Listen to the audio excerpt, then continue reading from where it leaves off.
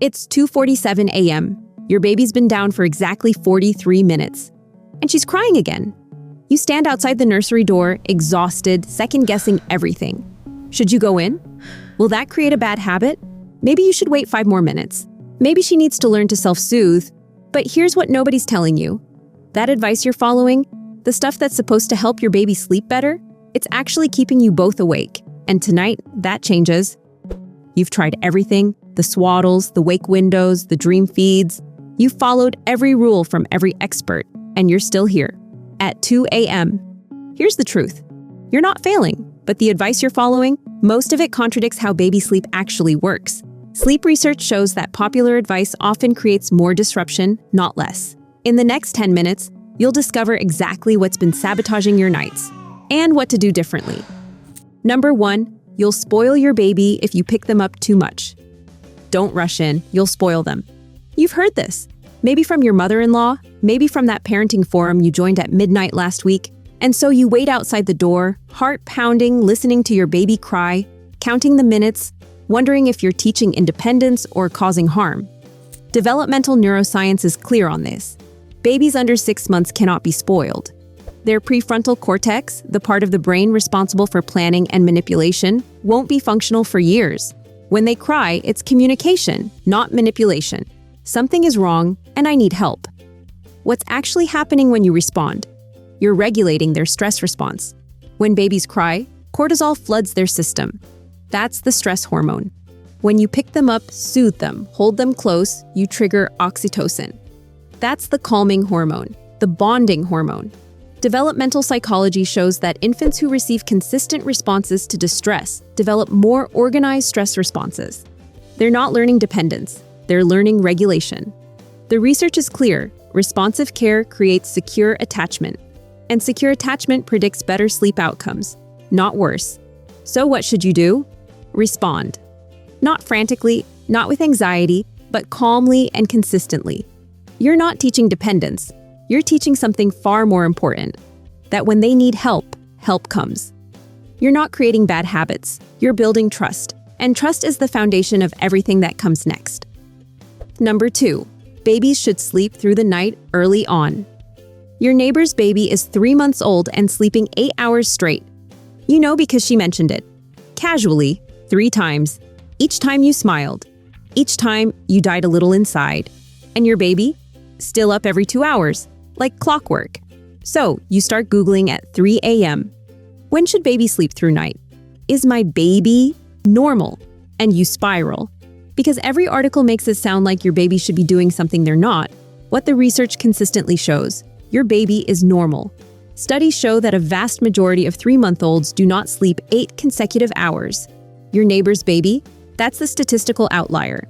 Normal infant sleep stretches are 2 to 4 hours long. Not 8, not 12, 2 to 4. Their sleep cycles, the pattern of light to deep sleep, are actually much shorter than an adult's.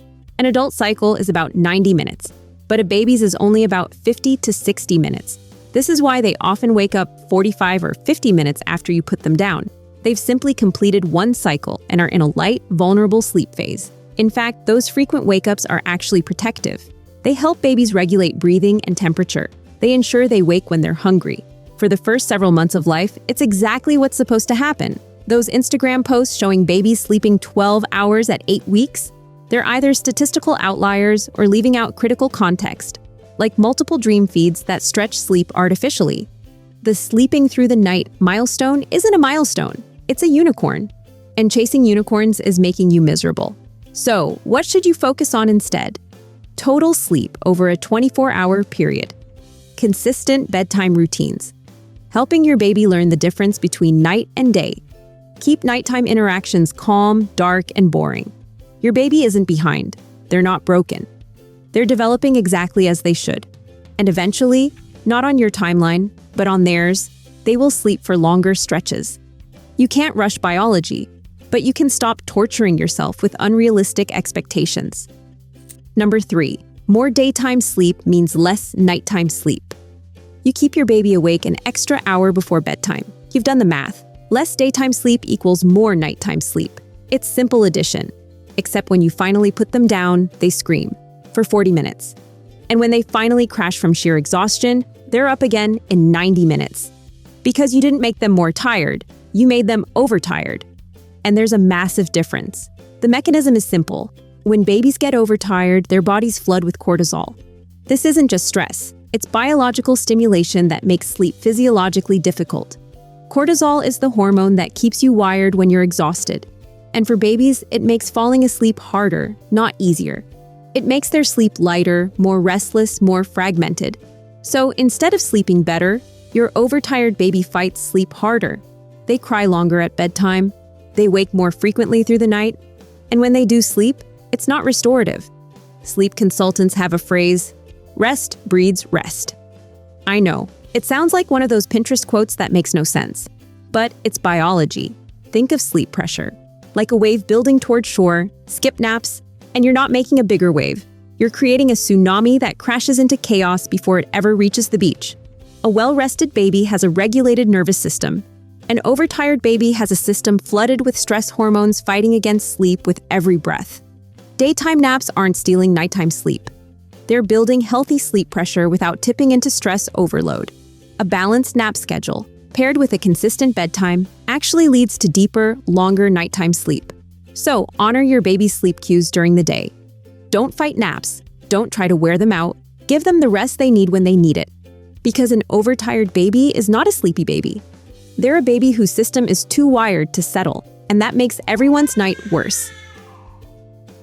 Number 4. You need a perfectly quiet, dark room. You finally get your baby down. Finally. And now you're frozen in the doorway. If you move, the floor will creak. If the floor creaks, they'll wake. If they wake, you'll lose your mind. So you stand there, barely breathing, planning your escape route like you're in a heist movie. 10 minutes later, you're still there. What you need to understand: you're working harder than you need to. And ironically, all that silence might actually be working against you. In the womb, babies experience constant, loud sound, roughly as loud as a vacuum cleaner. Your heartbeat, blood flow, muffled voices, digestive noises. It's never quiet in there. So when we put babies in a perfectly silent room, it's not comforting. It's unfamiliar. Every tiny creak, every distant sound becomes jarring. That's where white noise comes in. And I don't mean occasionally, I mean consistently, every single sleep. A quick safety note: to protect their hearing, the American Academy of Pediatrics, AAP, recommends keeping the machine at least 7 feet away from the crib and setting the volume below 50 decibels. No louder than a quiet shower or a humming refrigerator. White noise recreates the womb. It provides acoustic consistency, meaning your baby's brain has a constant baseline instead of scanning for every creak and footstep. During light sleep phases, when babies are most vulnerable to waking, that consistency is protective. Now, you don't need total darkness either. Some babies sleep better in a dark room, yes, but others do just fine with a gentle nightlight. What matters more than perfection is predictability. Same sound, same lighting, every time. So what to do? Use consistent background noise. A white noise machine, a fan, whatever works. Use the same gentle lighting every night. Create an environment that signals sleep without requiring you to live in a library. You don't need perfection, you just need predictability. And honestly, that takes so much pressure off you too. You can move, you can breathe, you can exist in your own house without feeling like you're walking through a minefield. Number 5. If your baby wakes, you've done something wrong. So now you've created a predictable sleep environment. But what happens when your baby wakes up anyway? You finally get them down. You've nailed the routine. The room is perfect. Everything feels right. And then 45 minutes later, the crying starts again. You can feel your pulse in your temples. Your baby's cry is drilling into your skull. And all you can think is, what did I do wrong? What sleep science has established beyond doubt? When your baby wakes up at 45 minutes, that infamous 45-minute intruder, it doesn't mean you failed. It doesn't mean they're broken or improperly trained. It means their brain is doing exactly what human infant brains have done for millennia. Waking is not a sign of failure. It's biology. Babies, especially in the first year, have light sleep phases built into their cycles. It's a survival mechanism. During light sleep, their brains check in. Am I safe? Am I warm? Am I hungry? Do I need help? Sometimes that check-in wakes them up. Not because you did anything wrong, but because that's how human babies have survived for thousands of years. What matters most? How you respond to those wake-ups matters more than preventing them. If you approach each wake-up with frustration or panic, your baby picks up on that energy. But if you respond calmly, with gentle reassurance, you help them learn to resettle faster. So when your baby wakes, the approach is straightforward. Wait 10 seconds. A brief pause. Often, babies vocalize during sleep transitions without actually waking. That 10 seconds tells you whether they're truly awake or simply cycling. If the crying escalates, go in, calmly, boringly. No lights, no stimulation, no talking, just presence. Your only job is to help them feel safe enough to go back to sleep. It's not your fault. It's their biology. And your calm, consistent response is teaching them how to navigate it. Quick check. How many of these myths have you been following? 1, 3, all 7? You're about to understand why none of it worked. Number 6. Sleep training means leaving your baby to cry. Now we need to talk about the phrase that divides parents into camps, sleep training. This topic triggers strong reactions, and for understandable reasons. You've probably seen the comment wars, sleep training is child abuse. If you don't sleep train, you're setting your kid up to fail. Both of these statements represent extremes that don't reflect what the research actually supports, what sleep training actually is. It's teaching your baby to fall asleep independently while still feeling safe and supported. That's it. It's not abandonment, it's not neglect, and it's definitely not one size fits all. There are dozens of methods. Some are gentle and gradual, some are more structured, but none of the evidence-based ones, require you to ignore your baby's distress. Controlled comforting methods, for example, involve checking in at regular intervals. You're still there, you're still responsive, but you're giving them space to practice self-settling within safe boundaries. Now, what the evidence doesn't support, the idea that every baby needs to be sleep-trained, or that there's only one right way to approach infant sleep. But if chronic sleep deprivation is affecting your mental health, your relationships, or your ability to parent safely during the day, then structured sleep approaches become a legitimate consideration for family well-being. Remember what we said about cortisol back in myth number 3. Chronic sleep deprivation spikes your cortisol too, making you reactive instead of responsive. That's when structured approaches can help the whole family regulate together. Sleep training doesn't mean choosing between your baby's needs and yours. It means finding an approach that honors both. An approach that aligns with your baby's temperament and your comfort level. You can teach sleep and still be responsive. You can set boundaries and still offer reassurance. These things are not mutually exclusive. So if you've been avoiding this conversation because you think it means leaving your baby to cry alone, please know that's not your only option. There are gentler paths, and they work. Number 7. Adding cereal to the bottle will help them sleep longer. Just add a little cereal to the bottle before bed. Works like a charm. Your grandmother swears by this. Your aunt did it with all 3 of her kids. There are entire Facebook groups dedicated to it. The logic seems sound. Fuller belly equals longer sleep. It's also wrong.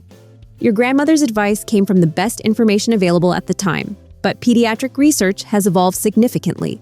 Multiple studies, including research published in pediatric journals over the past 2 decades, consistently show no increase in sleep duration from adding cereal to bottles. In fact, it can sometimes make things worse. The science is clear. Babies have immature digestive systems. Adding solids too early, especially in liquid form, can cause discomfort, gas, and disrupted sleep. Their little bodies aren't ready to process it efficiently, and cereal in a bottle doesn't teach babies how to eat solids properly, which can lead to feeding challenges down the road. There's also a choking risk if the cereal is too thick or if you've enlarged the nipple hole to make it flow. So what should you do instead? Focus on full, satisfying feedings during the day and before bed. Breast milk or formula, no additives, no shortcuts. Establish consistent bedtime cues that signal sleep is coming. A warm bath, a story, a lullaby. These rituals matter more than what's in the bottle. And when your baby is developmentally ready for solids, usually around 6 months, introduce them during the day, not at night, not as a sleep tool. Sleep maturity can't be rushed. It's tied to brain development, not belly fullness, but it's coming. I promise you, it's coming. So here we are. 7 myths, 7 pieces of advice that, despite coming from love, have been keeping you awake at night. And I want you to understand something important. You haven't been doing this wrong. You're simply working with better information now. Now you understand that responsive care builds security, not dependence. That fragmented sleep is developmental, not disordered. That rest creates rest. That waking reflects biology, not failure. that you have approaches that honor both your baby's needs and your own. That's not failure. That's evolution. That's growth.